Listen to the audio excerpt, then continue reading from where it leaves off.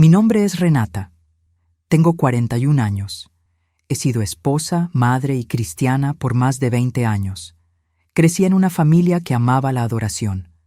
La música siempre ha sido una parte esencial de mi fe. De pequeña, pasaba horas cantando himnos en la iglesia con mi madre, conmovida, sintiendo algo en mi corazón que llamaba la presencia de Dios. Con el tiempo, aprendí a tocar la guitarra y comencé a dirigir la adoración en mi congregación. La música era mi vida. Era mi forma de adorar, de llorar, de sentirme cerca de Dios. Pero no fue hasta los 41 años, después de un evento específico, que me di cuenta que tal vez no todas esas canciones que cantaba eran realmente de adoración. Y este descubrimiento me rompió el corazón de una manera que aún estoy procesando. Lo que provocó esta crisis no fue una tragedia, fue algo silencioso, un servicio dominical por la noche. Estábamos cantando una canción hermosa, una de esas conocidas que te conmueven profundamente. Vi a la gente llorar, levantar las manos, arrodillarse. Pero de repente, algo me perturbó. Era una frase de la canción. Hablaba de la respuesta de los muertos, como si nos consolaran desde el más allá. Me quedé paralizado. Eso no era bíblico. No tenía fundamento en la palabra, y en ese preciso momento, Dios me recordó Deuteronomio 18, donde condena cualquier comunicación con los muertos. Me sentí mal. Pensé, ¿estoy adorando a Dios al cantar algo que Él detesta? Al principio intenté ignorarlo. Me convencí de que era solo una canción, de que tal vez solo era una metáfora poética. Pero en los días siguientes se me quedó grabado en la mente. Empecé a investigar las letras de las canciones que más me gustaban. Pasé horas viendo videos, leyendo versículos, estudiando doctrina, y cuanto más leía, más incómodo me sentía.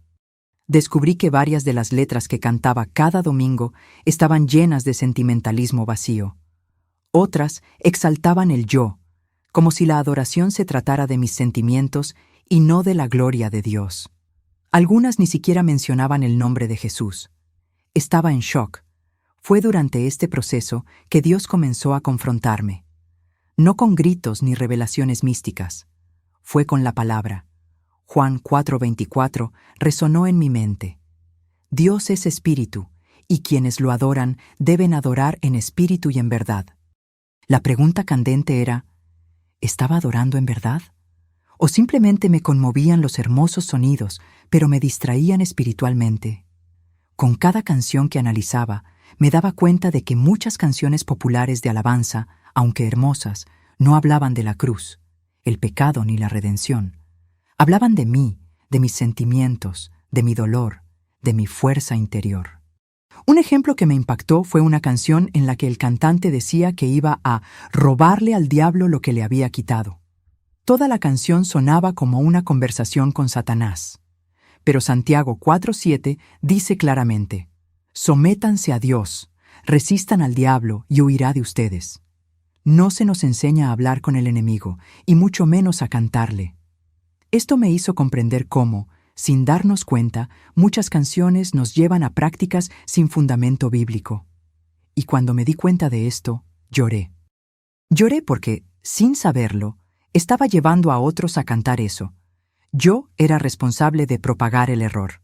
Lo más difícil fue aceptar que gran parte de lo que hacía como líder de alabanza no era solo para Dios, era para complacer a la gente. Elegían canciones que me conmovían más. Las que hablaban de santidad y arrepentimiento casi nunca entraban en el repertorio. No lo hacía por malicia, sino por ignorancia. Nadie me enseñó a filtrar canciones según la Biblia. Simplemente me decían que si me hacían sentir a Dios, entonces estaba bien. Pero descubrí que la emoción no es un criterio espiritual. Satanás también puede usar las emociones para engañar. Y ahí fue cuando comenzó mi proceso de arrepentimiento. La primera canción que Dios me mostró que necesitaba una revisión era una de las más escuchadas en nuestra iglesia. Soy extraño para ti. Siempre me ha parecido hermosa. La letra habla de añoranza, duelo, el dolor de perder a alguien. He visto a gente romper a llorar con solo escuchar los primeros acordes, Pero ¿saben qué nunca me había dado cuenta? En cierto punto de la canción, el difunto empieza a responder al cantante. Eso me hizo darme cuenta. Fui directo a la Biblia. En Deuteronomio 18, Dios es contundente. Que no haya entre ustedes quien pregunte por los muertos. Es abominación al Señor. Ya no podía ignorarlo. Empecé a pensar, ¿y si Dios está viendo este servicio y en lugar de complacerse, se entristece? La idea de que alguien muerto me hablara siempre me pareció algo propio del espiritismo, no de la adoración cristiana. Y de repente me di cuenta de que esta canción, cantada tan a menudo en funerales y servicios de consuelo, podría estar sembrando una falsa doctrina en la mente de la gente, como si los muertos pudieran consolarnos, pero eso es mentira. Nuestro único consolador es el Espíritu Santo. La única esperanza que tenemos está en Cristo y la resurrección. Nada más allá de eso. Y allí, por primera vez, me dio miedo lo que estaba cantando. La segunda canción que me retó fue Mi Universo, de Jesús Adrián Romero. Me encantaba. Habla de que Dios es todo, mi universo, mi vida. Pero al releer la letra, me di cuenta de que todo gira en torno a mí. Mi amor, mi entrega, mi emoción. Las palabras santo, gloria, redención, sacrificio no aparecen. Faltaba reverencia, faltaba doctrina. La Biblia dice que los ángeles alrededor del trono claman, Santo, Santo, Santo. Isaías 6. No cantan sobre sus sentimientos, cantan sobre quién es Dios. Y esto me hizo ver que el centro de la alabanza no debería ser lo que yo siento. Debería ser quién es Él. No digo que ese sentimiento esté mal. La Biblia está llena de emoción. David lloró, se regocijó, danzó, pero el problema es cuando la emoción se convierte en el centro de la adoración. Cuando la música está diseñada para provocar escalofríos, no arrepentimiento. Cuando la letra reconforta mi alma, pero no confronta mi pecado. ¿Sabes? My Universe me hizo darme cuenta de que incluso las canciones hermosas, si no se centran en la majestad de Dios, pueden distraernos del verdadero propósito de la adoración. Y eso me dolió, porque había cantado esa canción cientos de veces pensando que estaba agradando a Dios, pero tal vez solo me estaba agradando a mí mismo. Otra canción que me hizo reflexionar profundamente fue Anjo da Guarda, Ángel de la Guarda, de Annette Moreno. La idea de tener un ángel que nos cuida es reconfortante. Y sí, la Biblia dice que Dios envía a sus ángeles para protegernos. Pero la canción implicaba que el ángel era mi mejor amigo, mi guía, mi compañero constante. ¿Y dónde estaba Jesús en esta historia? Ni siquiera lo mencionan. No está mal creer en la protección angelical, pero no podemos poner a los ángeles en el centro. Fue Cristo quien murió por mí. Es Cristo quien intercede por mí. Es el Espíritu Santo quien me guía. Me di cuenta de que muchas canciones hacen precisamente eso. Colocan a personajes secundarios en el centro. Y me di cuenta de que, sin querer, estaba enseñando un evangelio distorsionado. Quienes me oían cantar creían que estaban adorando, pero estaban siendo expuestos a letras que no honraban la verdad de la cruz. Lloré mucho al darme cuenta de esto, y más que tristeza, sentí responsabilidad. Empecé a orar antes de cada ensayo. Empecé a repasar cada canción antes de incluirla en el repertorio. Pedí perdón a la iglesia por haber dirigido tantos cantos de alabanza que exaltaban las emociones humanas más que la santidad de Dios. Y fue entonces cuando entendí. La verdadera adoración comienza cuando dejamos de mirarnos a nosotros mismos y empezamos a mirar solo a Él. Empecé a sentir que algo no andaba bien, pero aún no podía identificar qué era exactamente. No era que quisiera juzgar ni señalar errores en las canciones, todo lo contrario. Quería seguir adorando como siempre, pero después de ese servicio no podía cantar sin sentir un peso extraño en el pecho. Era como si estuviera haciendo algo automático. Me sabía la letra de memoria, los acordes, los arreglos, pero mi espíritu parecía distante. Empecé a preguntarme, ¿de verdad está Dios recibiendo esta alabanza? ¿O está en silencio? ¿Esperando a que me dé cuenta de lo que está mal? Esta pregunta me persiguió durante días. Intenté hablar con algunos amigos de la iglesia, pero decían que me estaba volviendo demasiado crítico. Uno de ellos incluso me dijo: Renata, si la música te toca el corazón, es de Dios. Pero en el fondo, algo me decía que no estaba del todo bien. Empecé a sentirme solo en esta inquietud, y al mismo tiempo temía estar exagerando, sobreespiritualizándome. Pero cada vez que escuchaba ciertas letras, mi incomodidad aumentaba. Frases que antes cantaba con los ojos cerrados, ahora me parecían confusas, algunas incluso peligrosas. Recuerdo un domingo que tocamos una canción nueva, una de esas que tanto gustan. Toda la iglesia cantaba. Me esforcé por entrar en ritmo, pero algo me detuvo. Fue como si hubiera despertado en medio de un sueño. La letra era hermosa, melódica, pero no decía nada de la cruz. No hablaba de Jesús, solo de mí. De mis sentimientos, de mi dolor, de mi deseo. Empecé a mirar a mi alrededor y a preguntarme: ¿estamos adorando a Dios o adorando lo que sentimos por Él?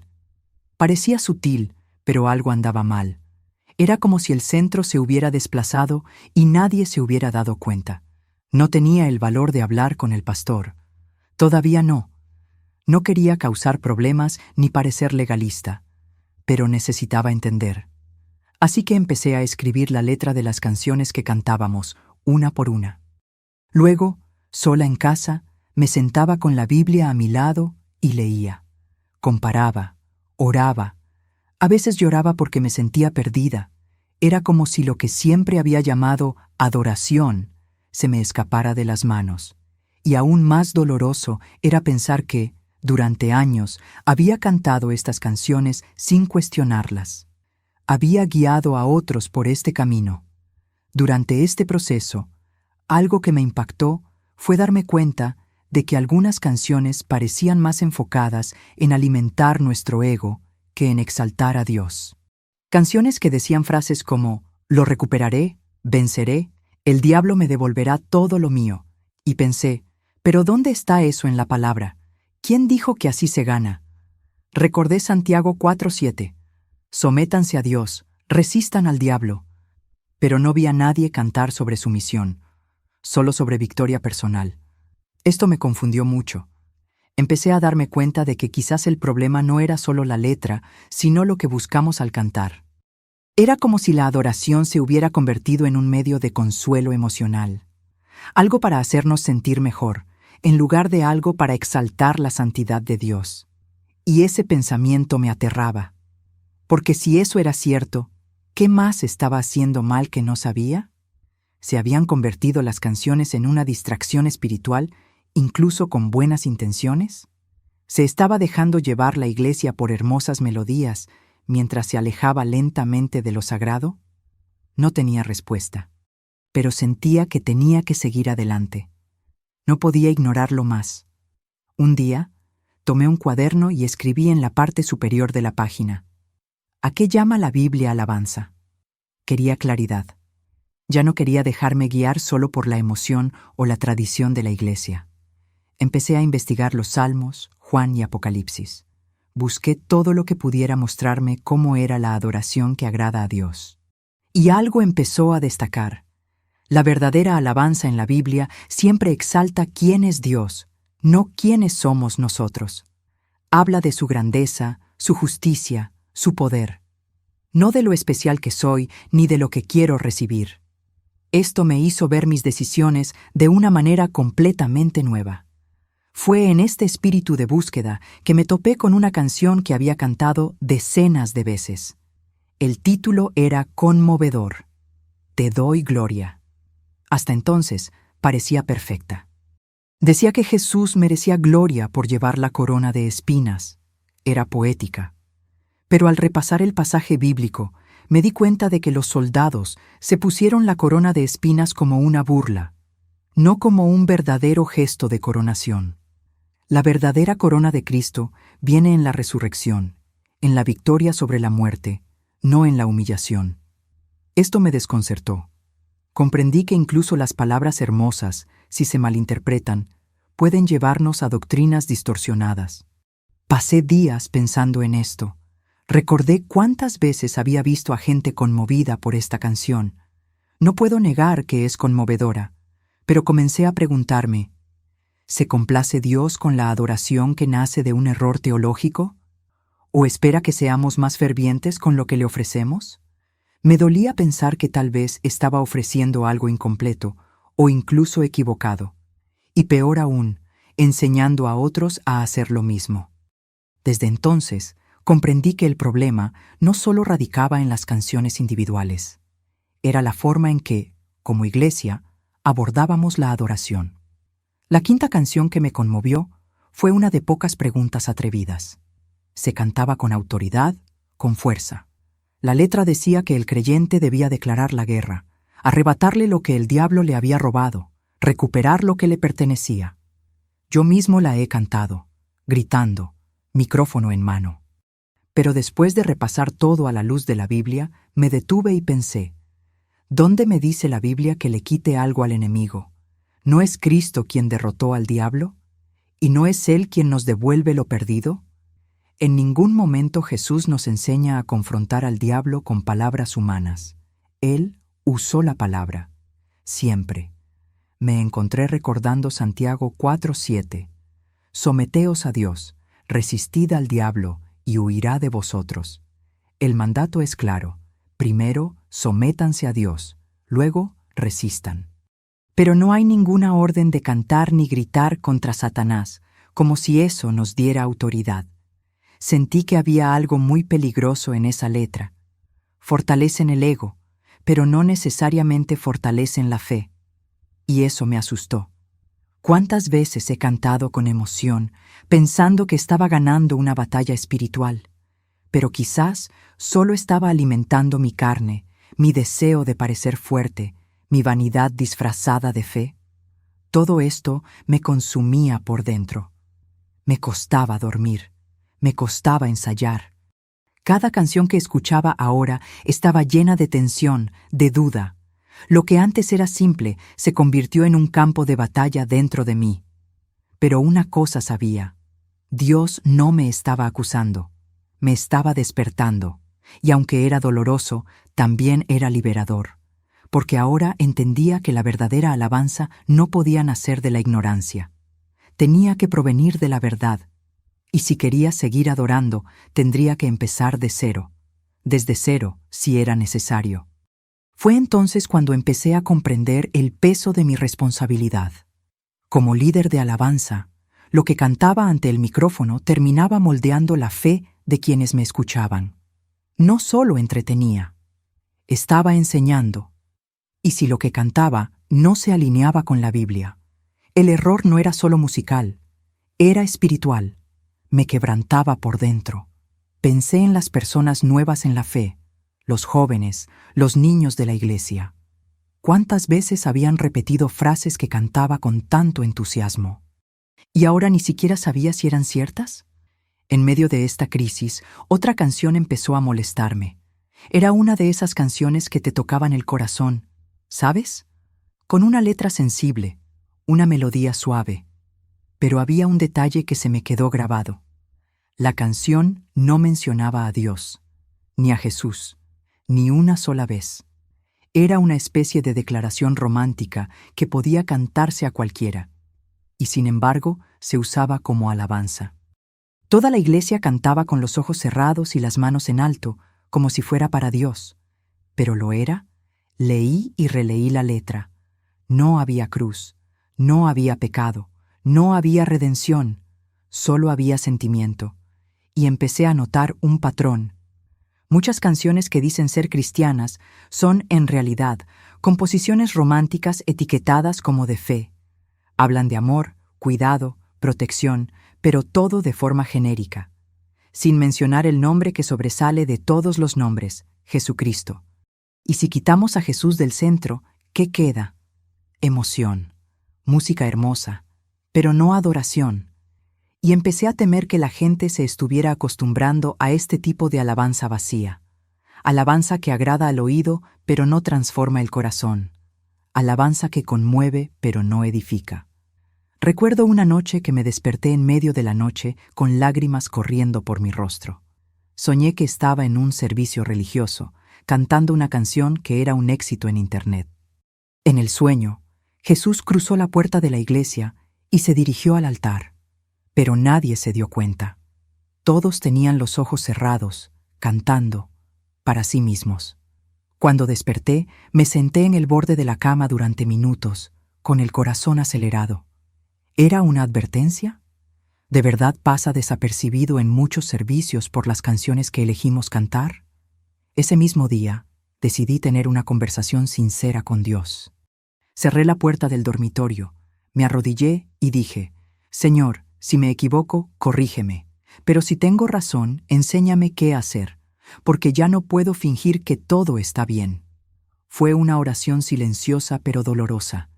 Sentía un peso que nadie más podía ver, un peso de celo, de verdad, de responsabilidad, y en el fondo, lo único que quería era volver a cantar con libertad, pero una libertad que nace de la verdad, no de la ignorancia.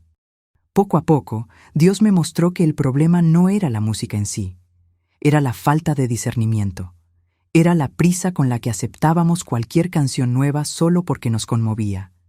Era la superficialidad con la que abordábamos la adoración. Y aún más grave, la ausencia de un escrutinio bíblico.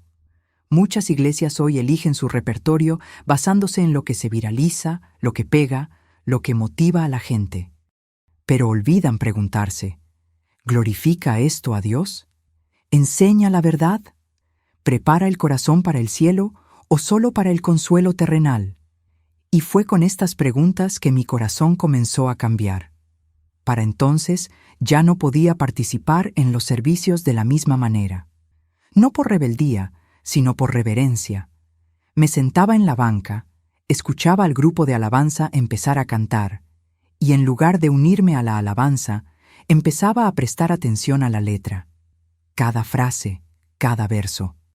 Algunas canciones me hacían llorar, no porque me conmovieran, sino porque me daba cuenta de lo lejos que estábamos de la verdad. En otras, incluso cerraba los ojos y fingía orar, solo para no cantar. Simplemente ya no podía repetir ciertas letras. Era como si el Espíritu Santo me estuviera diciendo: «Hija, cuida tu boca». En este proceso surgió otra canción muy conocida. Hablaba de encontrar sentido bajo el sol, en medio del dolor, la lucha y la existencia. Una composición hermosa, sin duda, pero comencé a notar que, aunque tocaba el sufrimiento humano, evitaba mencionar la solución. No hablaba de la salvación, la cruz, el arrepentimiento, ni la entrega. Parecía más una diatriba que una alabanza, y me molestó, porque en la Biblia, incluso los salmos de lamento terminan con esperanza. Apuntan a Dios, a la redención. Pero esta canción terminó en silencio, como si el alivio residiera en expresar el dolor, no en confiar en Cristo. Y esto me hizo pensar en cuántas canciones hoy se centran en nuestro dolor, nuestro cansancio, nuestra lucha, pero sin señalar quién puede resolverlo todo. Son canciones terapéuticas, pero no espirituales. Nos hacen sentir bienvenidos, pero no nos llevan al arrepentimiento. Y una vez más, la pregunta volvió: ¿quién es exaltado aquí? ¿El Dios de la Biblia? ¿O la fragilidad humana? Sé que a Dios le importa nuestro dolor, pero no nos llamó a cantar sobre él eternamente. Nos llamó a proclamar la victoria de la cruz. Empecé a notar estos patrones uno por uno. Canciones centradas en la emoción. Canciones que hablan de ángeles pero no de Jesús. Letras que tratan al diablo como interlocutor, como si debiéramos cantarle. Otras que mezclan doctrina con misticismo. Y lo peor de todo, canciones con la estructura de baladas románticas, pero cantadas en el altar como si fueran alabanzas. No quería ser demasiado crítico, pero todo estaba ahí, claro, ante mis ojos. Y fue en ese momento que mi alma comenzó a clamar: ¿por qué nadie ve esto? Empecé a recordar viejos sermones cuando los pastores decían: cuidado con lo que entra en el altar. Todo lo que pasa por el altar debe ser santo. Pero parecía que este celo había desaparecido. Hoy, cualquier canción conmovedora se incluye en el servicio. Cualquier nueva incorporación se celebra. Y no quería ser quien causara división, pero tampoco quería ser cómplice del error. Así que comencé a orar por discernimiento. Oré para que Dios suscitara más personas que comprendieran esto, porque solo no sabía si podría durar mucho más. Y fue en esta soledad espiritual que el Espíritu Santo comenzó a fortalecerme. Y lo más interesante es que cuanto más estudiaba, más paz sentía. No la paz que nace de aceptar a los demás, sino la paz que nace de la certeza de andar en la verdad. Empecé a buscar canciones de alabanza bíblicas antiguas, con letras centradas en la gloria de Dios. Descubrí canciones olvidadas que hablaban de la cruz con reverencia, que exaltaban profundamente a Jesús. Y eso reavivó algo dentro de mí. Quería cantar de nuevo, pero esta vez, con miedo, con conciencia, con la convicción de que mi voz no debía ensalzar a la gente, sino ensalzar el nombre de Cristo. Incluso con esta nueva conciencia naciendo en mí, todavía me aterraba parecer arrogante. Sabía que cuestionar canciones que a la mayoría de la gente le encantaban podía parecer crítico, pero era todo lo contrario. No se trataba de señalar los errores de los demás. Se trataba de arrepentirme de todo lo que había hecho sin discernimiento. Estaba allí, ante Dios, reconociendo mi ignorancia. Y por eso ya no podía actuar como antes. Me encontraba rechazando invitaciones para cantar en eventos, evitando los ensayos. A veces, incluso apagaba la radio cuando empezaban a sonar ciertas canciones. Era como si el Espíritu me dijera: «Ya sabes demasiado para seguir cantando esto». Fue en ese momento que mi hija menor, de apenas 10 años, me preguntó en el coche: «Mamá, esa canción que cantamos en la iglesia, ¿es de verdad para Dios?». La pregunta me pilló desprevenida. Respiré hondo y le pregunté: «¿Por qué, hija?». Y ella respondió: «Porque parece hablar más de mí que de Jesús». Ese día lloré en la ducha. Vi que Dios también le estaba abriendo los ojos, y eso me dio esperanza. No era solo yo. El Espíritu Santo estaba obrando. Era como si estuviera alzando voces silenciosas dentro de la propia iglesia. Gente común, que empezaba a sentir que algo no andaba bien. Empecé a hablar con mi esposo sobre todo esto. Es un hombre sencillo y tranquilo, pero con una fe profunda. Al oír mi arrebato, guardó silencio unos minutos y dijo: «Renata, quizá Dios te esté llamando a purificar el altar». Eso me hirió como una espada. Nunca lo había pensado así. Siempre había creído que mi misión era cantar, conmover a la gente, tocar sus corazones. Pero ¿y si, de hecho, mi misión ahora fuera proteger el culto? ¿Salvaguardar la pureza de lo que se canta en el santuario? Esa conversación cambió mi actitud. Seguía teniendo miedo, pero ahora tenía un propósito. Volví a estudiar más a fondo. Empecé a ver cada canción como un sermón. Si la letra era incorrecta, la gente estaría aprendiendo incorrectamente. Y quienes predican mal son responsables. Santiago 3:1 dice: «Hermanos míos, no os hagáis muchos maestros, sabiendo que recibiremos mayor condenación». Eso me dio escalofríos, porque la música enseña, entra en la mente, se queda en el corazón. Una persona puede olvidar el sermón, pero canta la canción toda la semana. ¿Y si la canción es incorrecta? ¿Cuántas almas pueden descarriarse sin siquiera darse cuenta? Fue entonces cuando decidí reunir a algunos hermanos y hermanas de confianza para hablar. No era una denuncia, era una súplica. Compartí mi angustia, mi camino, mis descubrimientos. Algunos escucharon con respeto, otros reaccionaron con frialdad. Una hermana me dijo: «¿Pero quieres que ahora solo cantemos himnos antiguos?». Respondí con calma: «No, solo quiero que cantemos la verdad». Algunos asintieron, otros apartaron la mirada. En ese momento comprendí que no sería fácil, pero también comprendí que, aunque fuera solo yo, necesitaba tomar una postura, por la verdad, por el honor del nombre de Jesús. Y lo más hermoso es que, esa misma semana, una joven de la iglesia me llamó al final del servicio. Me dijo: «Hermana Renata, quería agradecerle. Me hizo prestar atención a la letra de esa canción hoy, y me di cuenta de que hablaba más de conquista que de Cristo». Abracé a esa joven y lloré de nuevo. Fue como si Dios me dijera: «Sigue adelante, estoy en este camino». Y eso renovó mis fuerzas. No estaba tratando de causar división, estaba tratando de proteger el altar.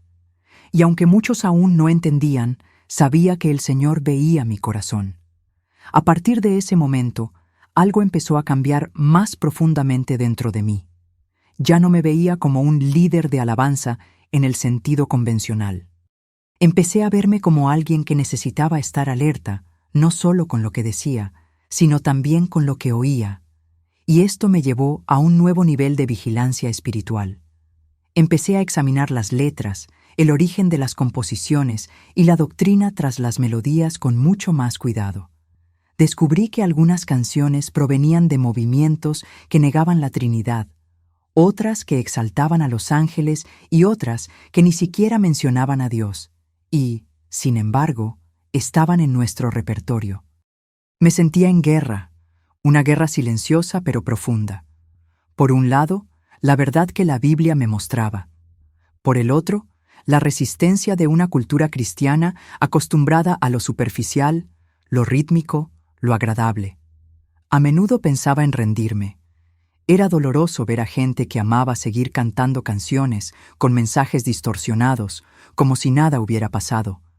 Pero Dios me recordaba constantemente: no estás aquí para complacer, estás aquí para adorar. Y la adoración comienza con la obediencia. Así que, incluso cansado, seguí adelante. Incluso solo, me mantuve firme. Recuerdo una situación específica que jamás olvidaré. Un gran evento con varias iglesias reunidas. Me invitaron a cantar una de las canciones más populares del momento. La letra era hermosa, la melodía cautivadora, pero sabía que contenía frases antibíblicas. Guardé silencio, oré y me negué. En ese momento, muchos no lo entendieron. Me llamaron radical, exagerado. Alguien incluso dijo: «A Dios no le importan tanto las letras, ve el corazón». Pero eso me pareció peligroso, porque si Dios ve el corazón, también ve cuando nuestros corazones se conforman a herejías por conveniencia. Esa noche, volví a casa con el corazón apesadumbrado. Quería llamar a alguien para desahogarme, pero preferí guardar silencio. Fui a mi habitación, abrí la Biblia y volví a leer Juan 4:24. Dios es espíritu, y quienes lo adoran deben adorar en espíritu y en verdad. Verdad, no solo emoción, no solo intención, verdad. Volví a llorar. Pero esta vez no fue un grito de frustración, fue un grito de rendición. Comprendí que no tenía sentido intentar encajar en un sistema que ya no se alineaba con lo que Dios me mostraba. Si iba a cantar, que fuera con verdad. Si iba a guardar silencio, que fuera por reverencia. A partir de entonces, comencé a componer mis propias canciones. Canciones sencillas, sin ninguna pretensión de éxito. Solo con la Biblia, con la cruz, con la salvación. Volví a cantar los salmos. Volví a meditar en himnos antiguos, no porque sean antiguos, sino porque son profundos. Y me di cuenta de que Dios comenzó a restaurar mi alegría en la adoración. Una alegría que no dependía de aplausos ni de elevar el ambiente. Era una alegría serena y constante, nacida de la convicción de que la verdad glorifica más que cualquier armonía vocal. Y eso lo cambió todo en mí. Fue en este contexto que recibí la invitación para preparar un servicio especial para adolescentes. Tenía miedo de cómo reaccionarían. Su generación está inundada de música moderna, letras superficiales y coros repetitivos. Pero acepté el reto. Elegí canciones de alabanza bíblicas, con mensajes centrados en Jesús. Al principio, el ambiente era incómodo. Nadie se sobresaltó. Nadie gritó. Pero poco a poco, el silencio se convirtió en quebrantamiento. Vi lágrimas, Vi jóvenes arrodillados. Vi a un niño levantar la mano y pedir oración. Y allí comprendí, la verdad aún conmueve. Esta generación puede estar distraída, pero el Espíritu Santo sigue convenciendo. Y cuando Él actúa, ninguna canción famosa puede competir con su presencia. Después de ese servicio con los adolescentes, algo dentro de mí se calmó. Por primera vez en meses, dormí en paz. No porque todo a mi alrededor hubiera cambiado, sino porque algo dentro de mí finalmente se alineó con lo que Dios quería. Me di cuenta de que mi lucha no era contra las canciones, la gente ni la iglesia. Era una batalla por la pureza. Y esta batalla comenzó en mi corazón. No se trataba de ser mejor o más santo que los demás.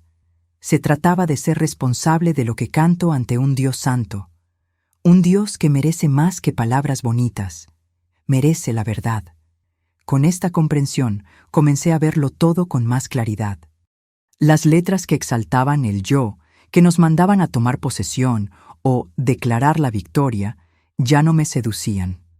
Las canciones que le hablaban al diablo, que intentaban arrebatarle algo por la fuerza, me parecían absurdas. Comprendí que Jesús ya había vencido, y que todo lo que recibo proviene de Él, no de un supuesto enfrentamiento musical con Satanás. No hay versículos bíblicos que autoricen este tipo de actitud. Es Cristo quien restaura, quien sana, quien restituye. Y el centro de la alabanza siempre debe ser Él, no mi supuesta fuerza espiritual. Retomé los estudios de teología con mayor dedicación. No para convertirme en un experto, sino para protegerme. Comprendí que una iglesia que canta mal termina creyendo mal. Y una fe sin fundamento, tarde o temprano, se desmorona. Empecé a enseñar esto discretamente en grupos pequeños.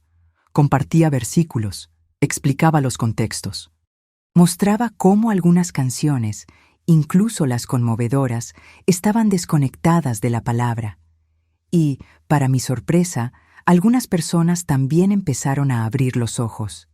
Renata, nunca me había parado a pensar en eso. Escuché esta frase incontables veces, y cada vez que la oía, sentía que valía la pena continuar. No fue fácil, por supuesto, aún había resistencia. Algunos seguían llamándome fría, extremista. Una hermana incluso dijo, «Estás apagando el espíritu». Pero yo sabía que no era así. Era todo lo contrario. Quería que el espíritu fluyera libremente, pero sin complicaciones, porque donde hay mentira, hay confusión. Y Dios no habita en la confusión. El Espíritu Santo actúa cuando se exalta la verdad, cuando Jesús es entronizado, cuando el altar es purificado, y la música tiene poder.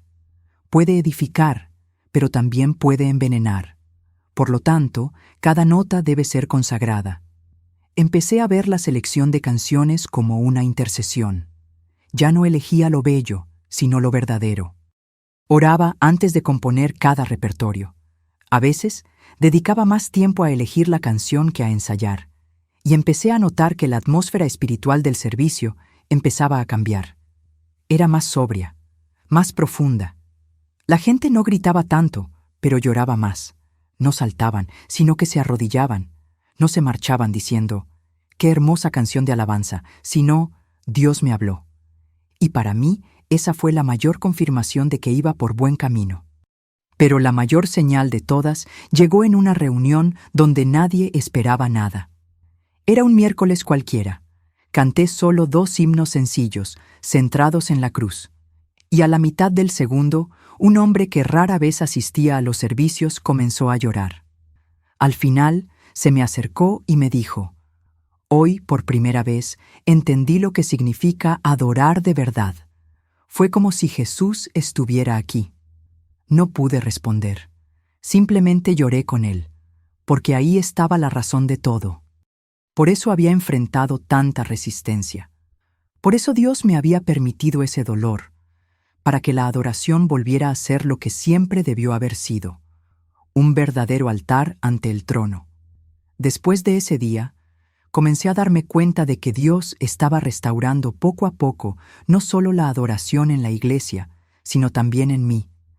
Era como si el Señor reconstruyera el altar de mi corazón con piedras nuevas, más sólidas, más santas, más alineadas con su palabra. Y curiosamente, cuanto más abandonaba las canciones populares que antes me conmovían, más sentía su presencia. No era ese escalofrío en mi cuerpo, ni la emoción del público. Era algo más tranquilo, más firme. Era la certeza de que estaba haciendo lo que agrada al Padre, aunque no agradara a los hombres. Algo que me impactó durante este periodo fue una visita a una iglesia en otra ciudad. El servicio era animado, lleno de luces, una pantalla gigante y una banda completa. Pero cuando empezaron a cantar, me sentí vacío. Las letras eran hermosas, pero superficiales, repetitivas. Frases como declaro o tomo posesión se mezclaban con promesas sin fundamento bíblico. Nadie hablaba del pecado, nadie mencionaba la cruz. Me sentí incómodo. Y de repente me di cuenta de que esas canciones ya no me hacían sentir como en casa. Había cambiado, o tal vez había regresado a lo que nunca debía haber abandonado, el Evangelio puro. De regreso de ese viaje, medité en silencio. Empecé a recordar cuántas veces canté canciones que hoy no me atrevería a repetir. Y me pregunté, ¿a cuántas personas había influenciado para que cantaran tan bien? No fue por malicia ni por vanidad, fue por falta de celo, por inmadurez espiritual. Pero ahora que tenía los ojos abiertos, ya no podía cerrarlos. Y esto me dio una sensación de urgencia. Ya no podía callar, aunque me incomodara, aunque me costara invitaciones. Necesitaba seguir compartiendo lo que Dios me mostraba, porque la verdadera adoración no es un lujo, es una necesidad. Empecé a estudiar con jóvenes, con parejas, con ministros. Organicé pequeñas sesiones de estudio antes de los ensayos. Leía versículos con los músicos, les hacía preguntas incómodas. ¿Por qué esta canción? ¿Qué enseña esta letra? ¿Dónde está esto en la Biblia? Al principio, muchos pensaron que era exagerado, pero luego algunos empezaron a reflexionar. El cambio fue lento, pero real. Y lo más hermoso fue ver a personas a quienes antes ni siquiera les importaba la letra, ahora venir a mí y preguntarme, «Renata, ¿es bíblica esta canción?» Eso me conmovió. Era el Espíritu obrando, tan diferente de lo que veía cuando todo se movía solo por los aplausos. Empecé a notar una sed diferente en la gente, un hambre real, un hambre de profundidad. Vi a jóvenes cambiar sus listas de reproducción, vi a hermanas dejar de cantar ciertos coros, vi a líderes revisar sus repertorios. Claro que no todos lo aceptaron, pero quienes sí lo hicieron prosperaron. El ambiente de la iglesia empezó a cambiar. El servicio ya no se trataba de lo que sentimos, sino de quién es Él. Y eso lo transformó todo. La adoración se volvió más centrada, más reverente. Ya no cantábamos «Recupera lo que es tuyo». Empezamos a cantar «Hágase tu voluntad». Y eso, para mí, fue la mayor señal de madurez espiritual. Y entonces sucedió algo inesperado. Me llamaron a ministrar en una conferencia y esta vez me pidieron explícitamente que eligiera solo canciones centradas en la Biblia. Dijeron que estaban cansados de canciones de alabanza bonitas pero vacías. Eso me dio mariposas en el estómago. Fue como si, después de tanto tiempo de ser tratado como radical, Dios estuviera girando la llave, demostrando que no era solo yo. Otros también estaban despertando. Y en ese mismo instante comprendí que el verdadero celo siempre encuentra su lugar, aunque lleve tiempo. Porque Dios honra a quienes lo honran, y quienes cantan la verdad, tarde o temprano, serán escuchados. En la conferencia, al acercarme al altar con mi guitarra, miré a la multitud y sentí algo diferente. No era miedo, no era emoción, era asombro. Asombro por lo que estaba a punto de cantar. Asombro por representar algo más grande que yo. El repertorio era sencillo. 3 canciones. Todas cuidadosamente seleccionadas, todas arraigadas en las Escrituras. No había luces intermitentes, ni efectos de sonido, ni coros interminables. Pero había algo que ninguna estructura moderna puede crear: quebrantamiento. Cuando la letra decía, «Tú eres santo», la gente no gritaba, se arrodillaba. Cuando la canción decía, «Llévame a la cruz», muchos lloraban en silencio. Sabía que no se trataba de mí. Era el Espíritu Santo obrando libremente, porque había verdad en el altar. Y en ese momento comprendí que mi proceso de dolor, cuestionamiento y renuncia no había sido en vano. Cada semilla plantada con lágrimas ahora daba fruto. No se trataba de éxito, se trataba de fidelidad. Y allí, ante tantos hermanos, algunos a los que ni siquiera conocía, sentí que Dios me decía, «Ahora lo entiendes. La adoración no se trata de ti, ni de la música, se trata de mi presencia, y yo habito en medio de la verdad». Después de ese evento, muchos vinieron a hablar conmigo. Algunos querían la letra, otros pidieron recomendaciones de alabanza bíblica. Un líder me dijo, «Renata, cantaste canciones que me desafiaron y me hicieron darme cuenta de que solo cantaba lo que me conmovía. Pero ahora quiero cantar lo que me transforma». Eso me impactó profundamente, porque ese era precisamente el punto. La verdadera adoración transforma, no adula el ego, no engaña, nos acerca a la cruz, desgarra el corazón.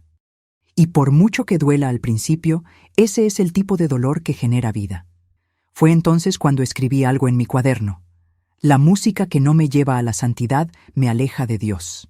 Fue duro, pero cierto, porque me di cuenta de que muchas canciones me hacían sentir bien, pero no mejor. Y el Evangelio no se trata de sentirse bien, se trata de morir a uno mismo para que Cristo pueda vivir. Empecé a compartir esta frase con otros líderes de alabanza, y algunos empezaron a usar este criterio antes de aprobar una canción en el servicio. Esto me alegró, pero también me hizo comprender la magnitud del daño que ya habían causado años de alabanza sin el filtro bíblico. Para entonces ya no me sentía solo. El Espíritu estaba despertando a otros, pastores, líderes, jóvenes, personas que empezaban a comprender que el altar de la música necesitaba purificación. Ese hermoso sonido sin verdad no agrada a Dios. Esa emoción sin doctrina es engaño. Y esa adoración que no exalta a Cristo es solo un espectáculo. Estas verdades, que antes me dolían, ahora me guiaban. Vi a la gente romper con sus vicios musicales, dejando de cantar frases contrarias a su fe. Era como si se estuviera construyendo una nueva atmósfera, y me sentí parte de ella. Pero incluso con todo esto sucediendo, sabía que la batalla aún no había terminado, porque la mayoría de la gente aún no lo ve. Muchos siguen repitiendo lo que oyeron, sin pensar. Cantan lo que se hizo viral, sin leer la letra, y por eso sabía que debía seguir adelante, no con arrogancia, sino con fervor, seguir enseñando, corrigiendo, orando, porque la música es una puerta, y si es la puerta equivocada, aleja a la gente de la presencia. Pero si está guiada por la verdad, puede guiar a toda una generación de regreso al trono de la gracia. Y eso era lo que mi corazón ahora anhelaba por encima de todo. Hoy, al mirar atrás, veo cómo Dios me guió con paciencia. No me expuso, no me humilló, me convenció, me quebró con amor y me restauró con la verdad. Todo empezó con una molestia, una pequeña estrofa en una canción, y poco a poco el Espíritu Santo me abrió los ojos, no para hacerme sentir mejor que nadie, sino para que comprendiera la responsabilidad que llevo al estar en un altar. Hoy, cada vez que canto, oro de antemano: «Señor, no permitas que te adore con mi boca, ni te deshonre con mis letras». Y esa oración se ha convertido en mi filtro, porque ahora sé, no todo lo que me conmueve es adoración. No todo lo que habla de Dios proviene de Él. He aprendido que la verdadera adoración cuesta. Cuesta amigos, alabanzas, aplausos, pero también libera. Porque cuando cantamos la verdad, el cielo se abre. Ningún espectáculo puede reemplazar la presencia real de Dios. Y lo que la iglesia más necesita hoy no es un nuevo ritmo ni un nuevo coro. Es arrepentimiento. es reverencia, es un regreso a la cruz. Canciones que parecían inofensivas resultaron peligrosas porque plantaron las semillas equivocadas. Semillas que desviaron la atención, que exaltó al hombre, que omitió el nombre de Jesús. Y cuando cantamos el error, sembramos confusión. Pero cuando cantamos la verdad, preparamos el terreno para el avivamiento. Este testimonio no se trata de mí, se trata de lo que el Señor hizo conmigo. Se trata de cómo me sacó de la ceguera espiritual y me enseñó a discernir. Sigo amando la música. Sigo cantando. Pero hoy lo hago con temor. Y si hay algo que he aprendido y que les dejo a quienes me escuchan ahora, es esto. Pregunta antes de cantar. Lee antes de repetir. Filtra antes de emocionarte. Porque Dios se toma en serio lo que sale de nuestra boca. Y si vamos a adorarlo, que sea como Él pidió, en espíritu y en verdad, sin atajos, sin modas, sin superficialidad. No esperes a que el Espíritu Santo te grite. A veces habla en un detalle de la letra, en una frase que siempre has cantado sin darte cuenta. Cuando te lo muestre, no te endurezcas, no discutas, no te justifiques, solo escucha y cambia, porque la adoración que Él quiere no viene de un escenario, viene de un corazón quebrantado, un corazón que prefiere cantar menos, pero cantar correctamente, que prefiere callar, que repetir una mentira con una voz hermosa, que prefiere ser rechazado por los hombres, que ser rechazado por el cielo. Esta es la adoración que transforma. Y fue esto lo que cambió mi vida. Si has llegado hasta aquí, quiero decirte algo. Quizás Dios también te esté despertando.